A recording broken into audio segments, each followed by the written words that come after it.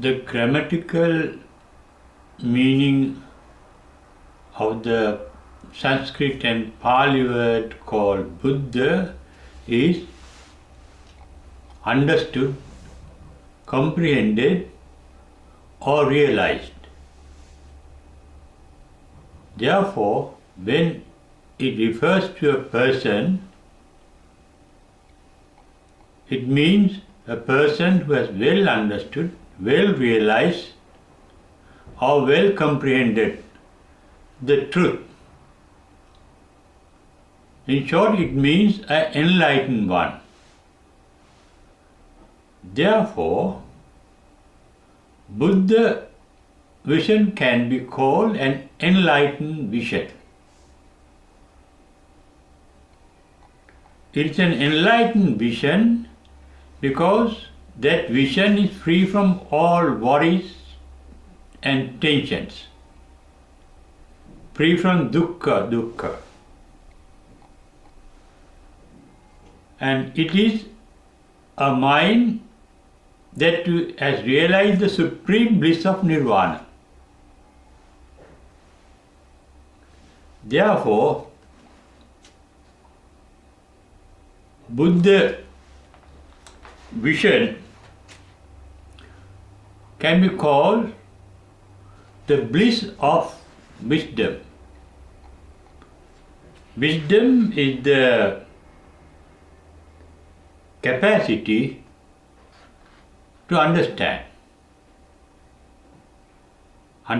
the reality of the world, the nature, the mind and everything, the real nature of things. Such a mind is blissful because when it has understood the realities as they are, such a mind has no need for thinking. Such a mind has no need for thinking of what was past, what is present, or what is future. Because such a mind is free from likes and dislikes.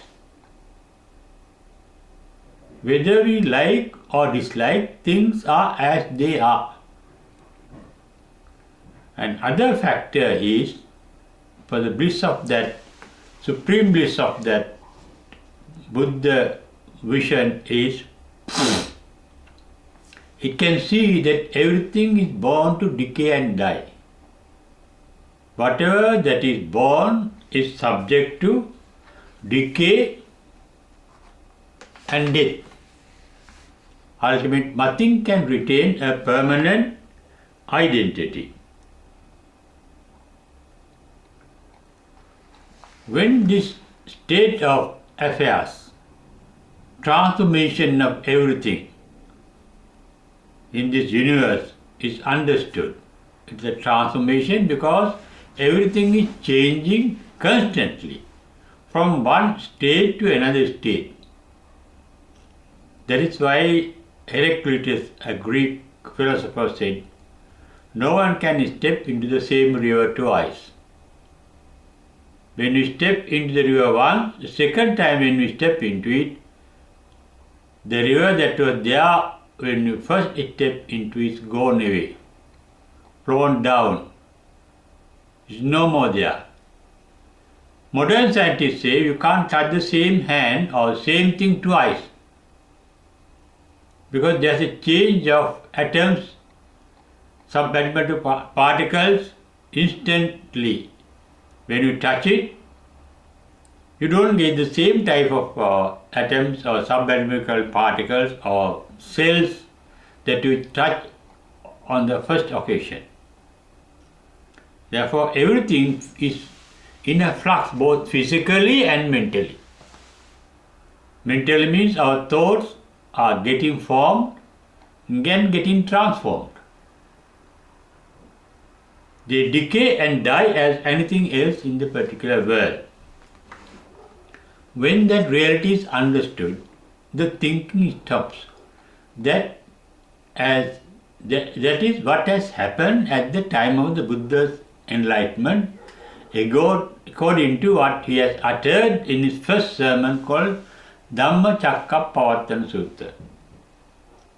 He was explaining the mental suffering. He said jati dukkha, arising is a suffering, jara dukkha, decay is a suffering, marana dukkha, death is a suffering, yampiccang lanabe tampi dukkham, when you don't get what you desire, what you are thirsting for, the pleasure that you need, then that also is a mental suffering. Piyehi vipogo dukkho, when you are separated from the pleasant, you suffer. Appiyehi sampayogo dukkho, when you are in touch with the unpleasant, you suffer. Suffering means thinking about something. Now, for example, when you are in a state of anesthesia, your body can be operated by surgeons, but you don't feel the pain. Similarly, the enlightened are not disturbed by the worldly changes, worldly vicissitudes, as said in the Mahamangala Sutra, Puttasa Loka Dhammehi, chittan yasya na kampati. They don't suffer because they don't think. Suffering is a state of thinking, a state of mind. Both pain and pleasure are states of mind. There are realities called pain and pleasure, but you can be only aware, but if you don't think of them. If you are pleased with the pleasure, you suffer because there is a tension, because you don't know at what moment the pleasure will vanish. You are not sure of its continuity through your past experience. When they are unpleasant, you are really worried about it because you think of it.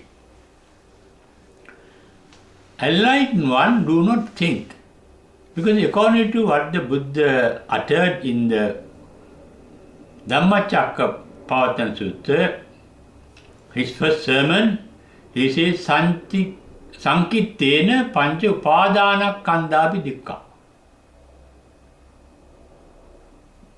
Suffering is the thinking process. Here suffering means the mental suffering. There may be physical suffering. Even the enlightened undergo physical suffering. They feel the hunger, they feel the thirst. Buddha had a headache that could never be cured, cropping up often. Buddha had a backache that could never be cured. He said it is due to one of his past karma. He knew the pain. Whenever he felt sick, he had the sensation of the pain, but his mind was not worried about the pain because he does not consider his body and mind are his own. Neta mama, they are not mine. Neso hamasmi. That is the state of an enlightened mind explained in the same words in many occasions in the Buddhist canon. Once you get enlightened, you will realize that I am not the body, I am not the mind. And they are not mine. If they are mine, if our body is our own, then it must continue in the way that we want without getting decayed, without getting old, without getting weaker, without getting sickness, without getting uglier by and by. Because that body is not mine. That is what they realize. This body is not mine. Nor is my mind. Because it is a mind that undergoes pains instead of pleasure. If the mind is mine, if my mind is my mind, really, It must behave in the way I want. It must be very pleasant at every moment. It must be blissful at every moment. When that is realized, then there is the bliss of mind. You are blissful, eternally blissful. Now, for example, your house gets burned and you suffer because you think it is my house. Your valuables get lost, get destroyed, get stolen. You suffer because you know that they are yours. You think they are yours. But if somebody else's house gets destroyed by fire, you don't get that suffering. When somebody dear to you dies, you suffer mentally. But there are so many people, millions and millions of people dying day to day, but you are not worried about their death. Nothing can worry you if you are not in relation of that thing or being as yours or even yourself. You love somebody, you love your father, mother, wife, husband, children, brothers, sisters, friends, and when they die, you suffer because of your attachment to things. Attachment is a way of thinking. Way of thinking means we think of them due to our past experience with them, due to the present experience or unpleasant experience we had with them, and expecting something in the future. If pleasant, we want to continue the pleasantness in them and the pleasantness in us. If they are unpleasant, we want to get rid of that unpleasantness. That is how we cannot think without liking, disliking, or ignorant of something. When you are ignorant of something, you want to know it. That is called moha. We like something means that is called raga. We dislike something means, in Pali, dosa. It's the raga, dosa, moha that leads to thinking through attachment, resentment, or ignorance. Enlightenment means emancipation from life's dislikes and ignorance. Ignorance means the enlightened mind has no need to think because it can see. It can see things in the past as if they are here. They can see the future things as they are here. They can see distant things as they are here. They are free from the dimension of both space and time. Time duration of the past is not affecting them when you think of the past. You can yourself experience. In our present moment, there is our entire past. Maybe 50 years, 60 years, 70 years, 80 years, 90 years, 100 years old experience of your life. You can see them as if they are here and now. And when you see them, you get attached to them or you get resentful towards them due to your past experience. When there is no attachment, no resentment, then there is no need for thinking.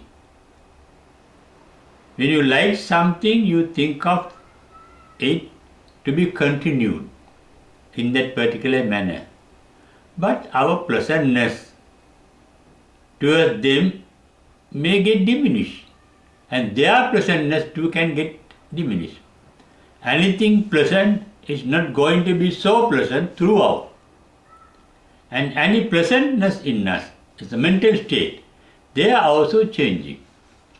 What was pleasant to us in our babyhood was not so pleasant to us in our young days. Something else becomes pleasant to you. In your mature age, they are not so pleasant. In our old age, they are not so pleasant. Therefore, our own pleasantness vanishes. Therefore, pleasantness is a mental state, not a thing attached to a thing or being. That means it is how we think of them. Beauty is not in the thing or in a being. Beauty is our attitude towards things and beings. It means our liking and disliking leads to thinking. We feel something pleasant means our mind says it is good, it is pleasant, how nice to keep it forever, how nice it can last as long as we need them.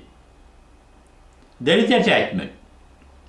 Attachment is towards a present thing or being, but with a future expectation. In that state, mind is moving from the present moment, the present reality, into the unborn future. You want that thing or being to continue even in the future. Similarly, the mind can run back into your past.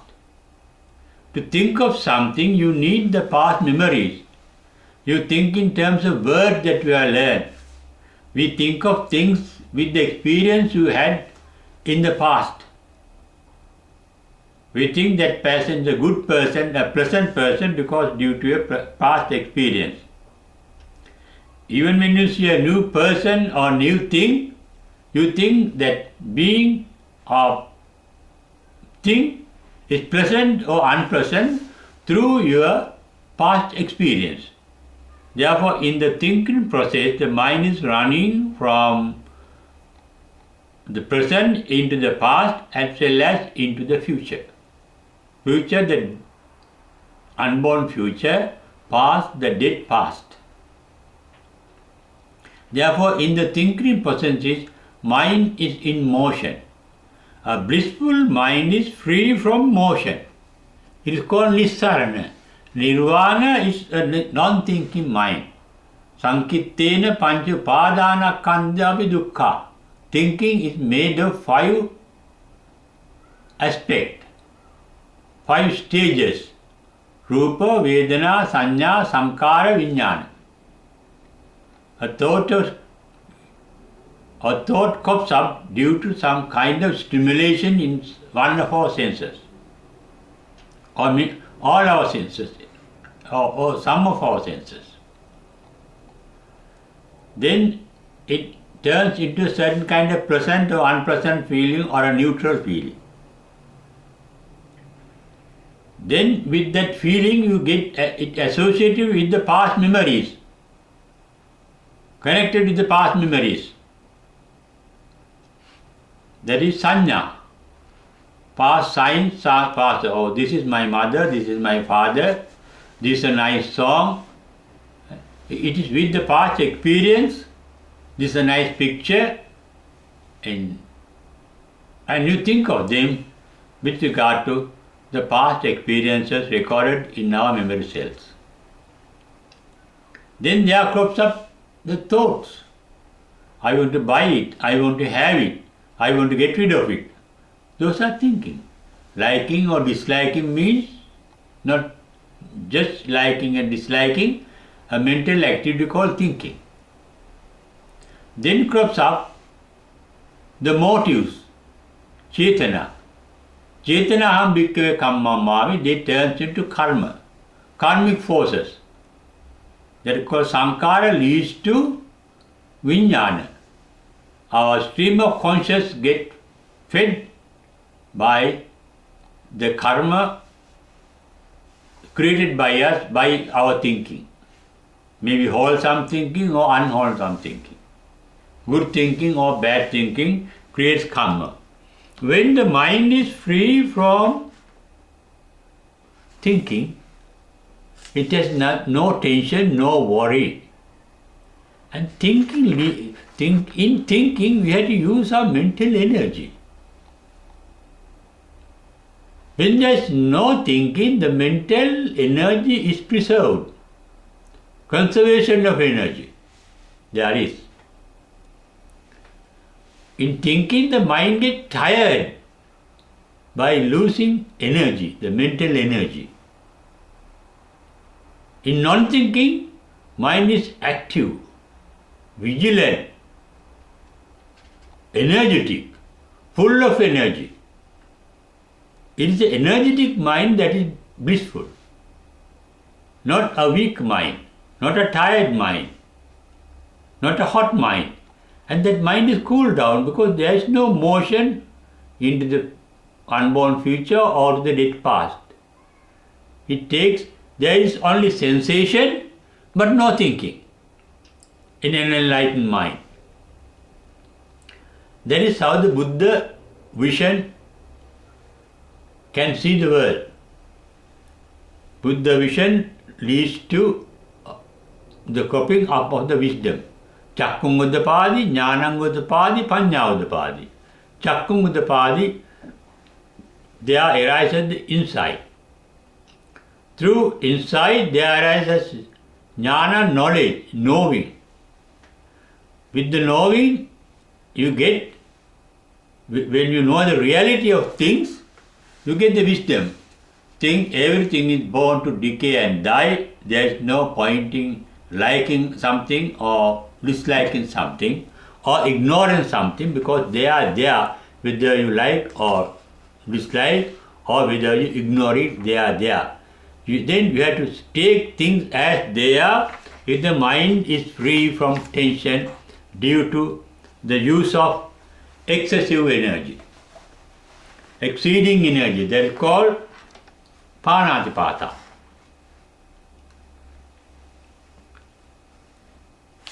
As explained in the Dhammacakkappavattana, this is what happens to our mind in creating suffering through thinking.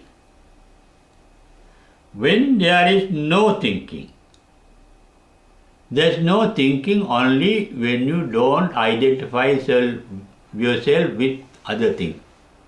Identify, this is my father, this is my mother, this is my mother, this is my wife or husband, this is my opinion, this is my country. Though attachment, you want to possess these things. The wisdom, the panya will tell you, we can possess nothing. In Dhammapada, Buddha said, Attahi attano nato. You yourself does not belong to yourself. Attahi attano nato. Because we have to leave both your mind and body and everything that you are attached to at your death. Because you have to leave them because they are not yours. With that, you realize with the Buddha vision that Sakkaya Ditthi, called as the self-image, what you call soul, I myself, the idea of I is a myth. It is a reality. I am here, you are there, things are there, they are realities, but they don't have a permanent identity that can continue forever. According to both science and Buddha vision, everything is instantaneous. It's called Shana Bhangura. Every moment they are in a flux of changing, transformation, without retaining a permanent identity. It is with this realization the mind becomes blissful. A blissful mind is a mind that is not thinking, free from the excessive use of mental energy for thinking. Such a mind is very calm, quiet, and motionless, and silent. Thinking is, we are speaking mentally. We think of something means words coming one after the other. Ideas means thinking. no idea crops up. Every idea is an illusion. Every idea is a mental image. We have an idea of enlightenment. We have an idea of Buddha. We have an idea of a wife or husband, child, parent, and so on, teacher, and so on. When you realize in the first stage of enlightenment called sotapanna phala, you realize what you call yourself, the image you have about yourself is only an illusion. Netam mama, neso hamasmi. Netam mama, that image is not mine. Neso hamasmi, I am not that image. You don't get yourself identified with that. That is what happens at the enlightenment.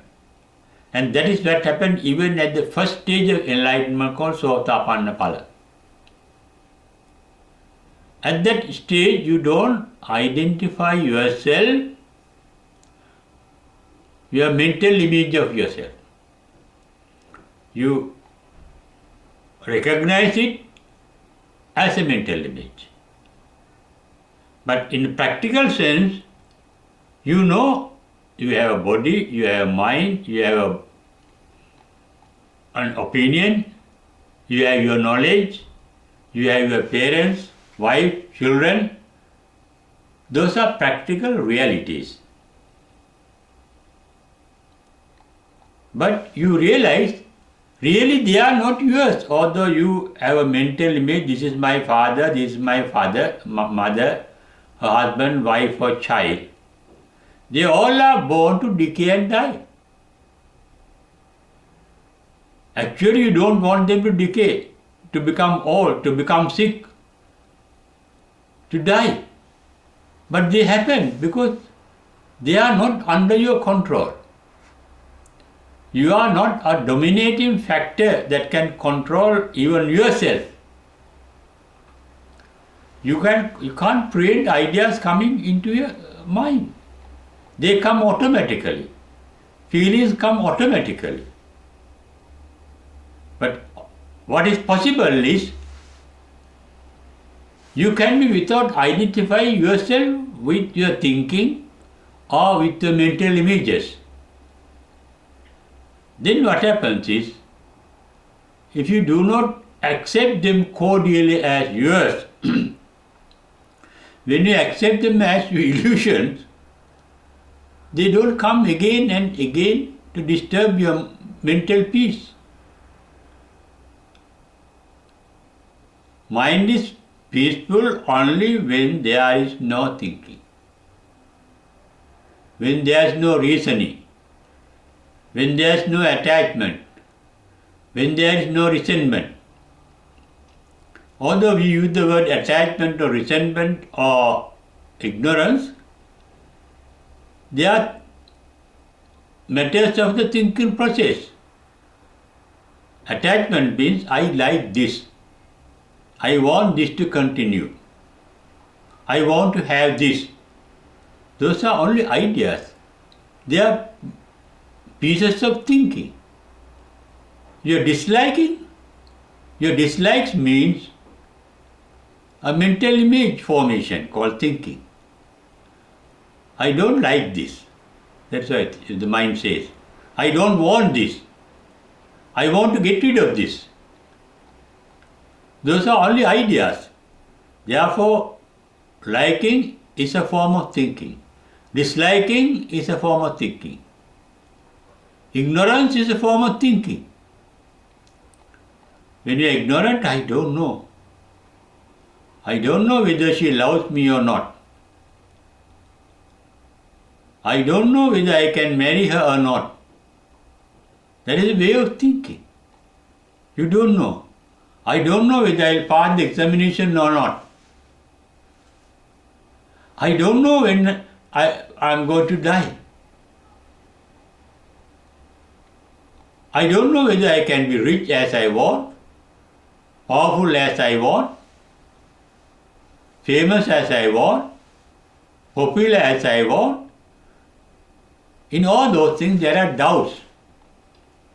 The mind is full of likes, dislikes and doubts. Doubt means ignorance.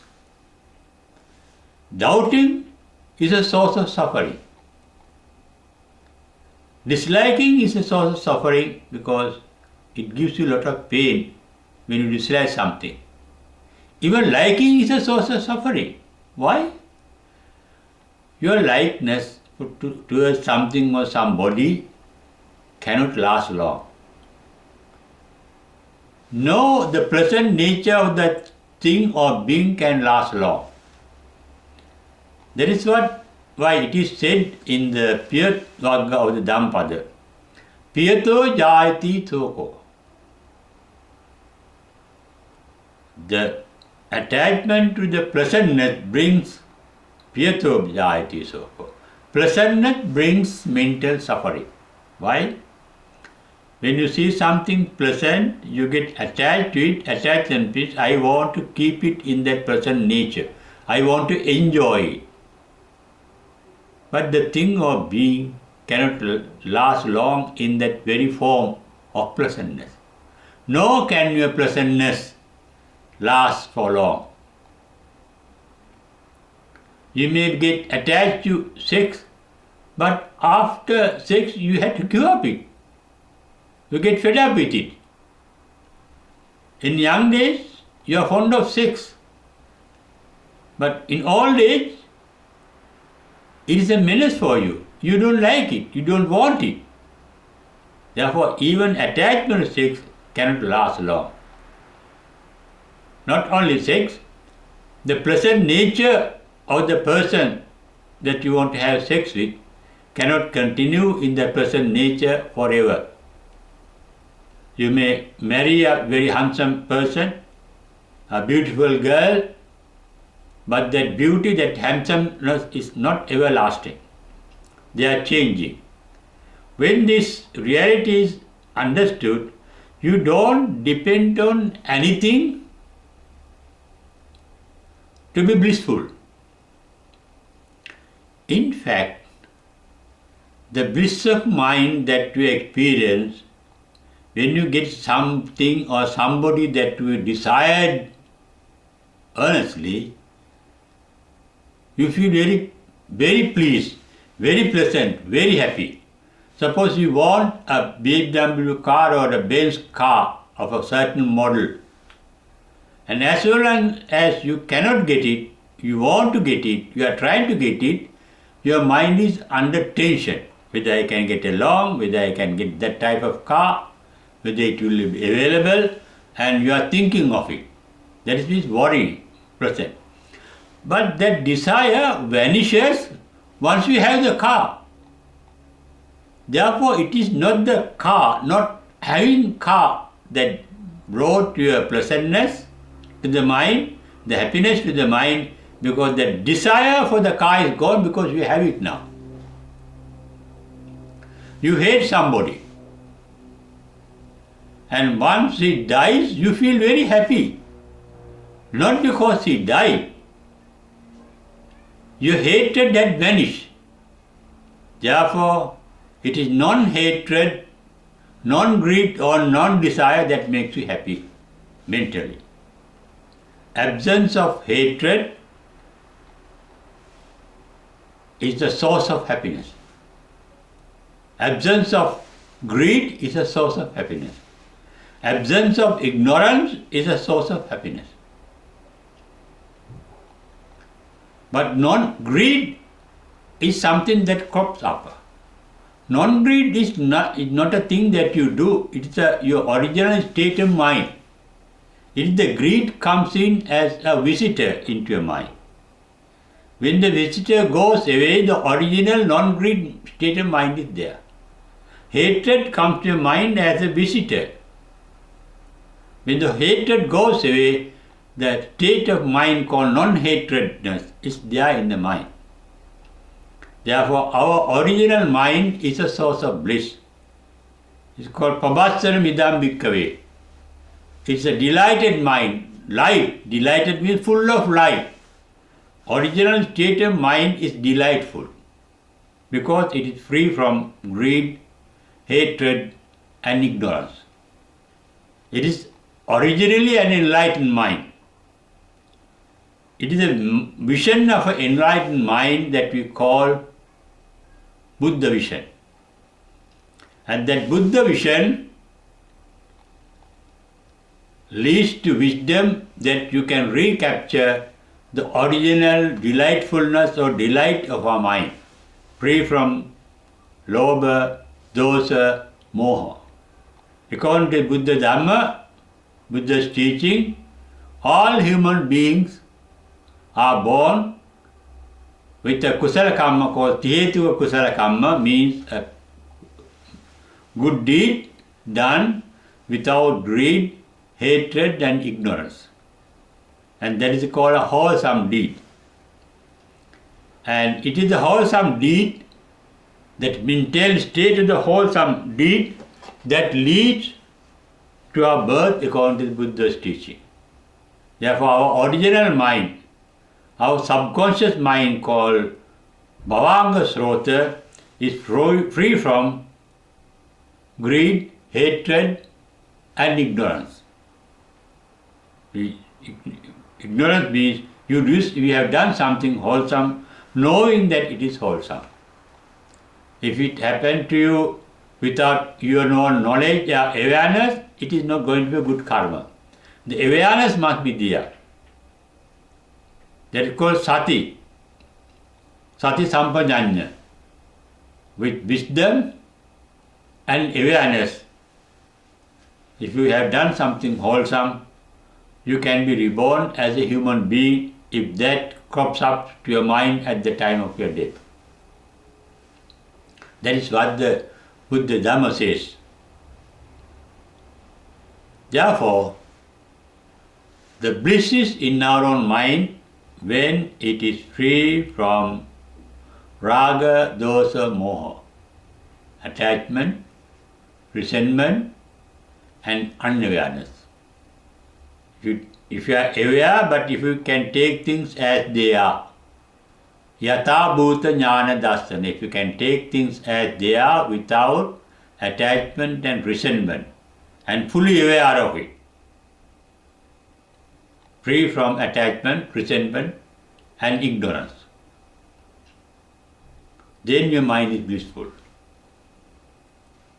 The mind gets freed from attachment, resentment and ignorance when the wisdom, the insight of wisdom crops up. The insight, the intelligent insight, the enlightened insight is called the Buddha Vision. When you see things as they are, what is that things as they are? They are born to decay and die. That is one reality. Nothing is mine or myself. Even what I call myself, neso, netam mama, they are not mine. Neso amase, I am not them or they, or I am not it. I am not my body or mine. When you realize that, that leads to enlightenment. That leads to supreme bliss of enlightenment.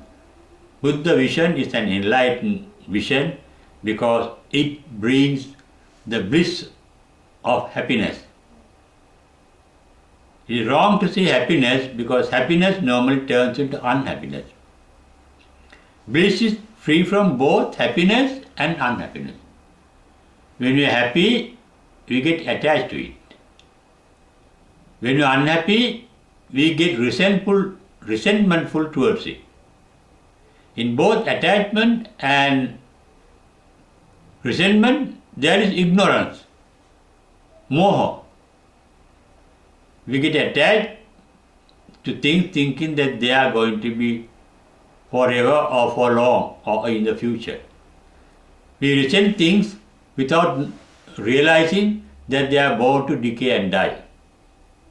When you realize that everything is born to decay and die, you do not get attached to anything, nor do you get resentful towards anything, That itself is a bliss of mind because you see through an enlightened vision. You need not get perfectly enlightened to realize this. In our day-to-day life, not as an idea,